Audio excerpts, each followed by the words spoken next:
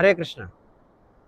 ప్రతి దేశానికి ఒక జాతీయ భాష, జాతీయ పండుగ, జాతీయ పక్షి, జాతీయ జంతువు ఇలా విశేషంగా కొన్ని గుర్తించబడుతూ ఉంటాయి. అలాగే మన భారతదేశానికి కూడా జాతీయ భాష, జాతీయ పండుగలు, జాతీయ పశువులు, జాతీయ పక్షులు ఇవన్నీ కూడా ఉన్నాయి. అలాగే మన దేశానికి జాతీయ చెడ్డ అలవాటు కూడా ఉంటుంది. ఏమిటి భారతదేశానికి జాతీయ చెడ్డ అలవాటు అంటే, ఇదిగో ఇక్కడ మీరు చూస్తున్నారు కదా, ఎక్కడ పడితే అక్కడ చెత్త పడేయడం ఏదైతే ఉందో అదే మన జాతీయ చెడ్డ అలవాటు. దీన్ని ప్రభుత్వం అధికారికంగా మన దేశీయ జాతీయ చెడ్డ అలవాటుగా కూడా ప్రకటించవచ్చు. ఎందుకంటే ముఖ్యంగా ఈ భారత ఉపఖండము అంటే ప్రస్తుతం ఉన్నటువంటి ఇండియా, పాకిస్తాన్, ఆఫ్ఘనిస్తాన్, బంగ్లాదేశ్, అలాగే శ్రీలంక, బ్రహ్మదేశం అంటే బర్మా, నేపాల్, దీనిని భారత ఉపఖండం అంటారు. విదేశాల నుండి భారత ఉపఖండానికి వచ్చినటువంటి వ్యక్తికి మొట్టమొదట కనిపించేది ఎక్కడ పడితే అక్కడ చెత్త పడేసి ఉండడం.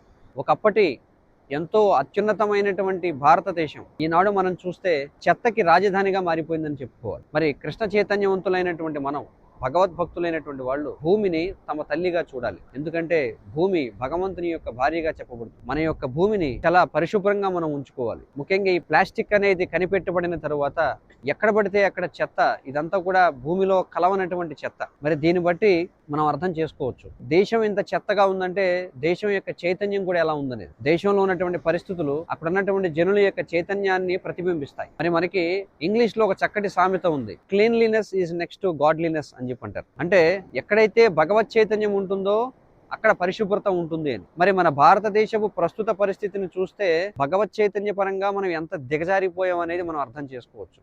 ఎందుకంటే ఎక్కడ చూసినా సరే మన దేశంలో చెత్త. మరి దీనిని పరిష్కరించేది ఎవరు? ప్రభుత్వం కేవలం చట్టాలు చేయడం ద్వారా ఈ చెత్తను తొలగించలేదు. ప్రతి మనిషి కూడా భగవత్ చైతన్యవంతుడై మన హృదయాల్లో ఉన్నటువంటి, మన చుట్టూ ఉన్నటువంటి చెత్తను మనం తొలగించుకోవాలి. అందుకే చైతన్య మహాప్రభు కూడా చెప్పారు, చేతో దర్పణమార్జనం అని. ఈ హరే కృష్ణ మహామంత్రం ఏదైతే ఉందో, నామ సంకీర్తనం అనేది మన హృదయంలో ఉన్నటువంటి ధూళిని తొలగిస్తుంది. ఎవరైతే తమ హృదయంలో ఉన్నటువంటి ధూళిని తొలగించుకుంటారో వారు తమ చుట్టూ ఉన్నటువంటి పరిసరాలను కూడా చాలా పరిశుభ్రంగా ఉంచుకోవాలి. సంపూర్ణ సమాచారం కోసం శ్రీల ప్రభుపాదులో రాసినటువంటి గ్రంథాలను చదవండి.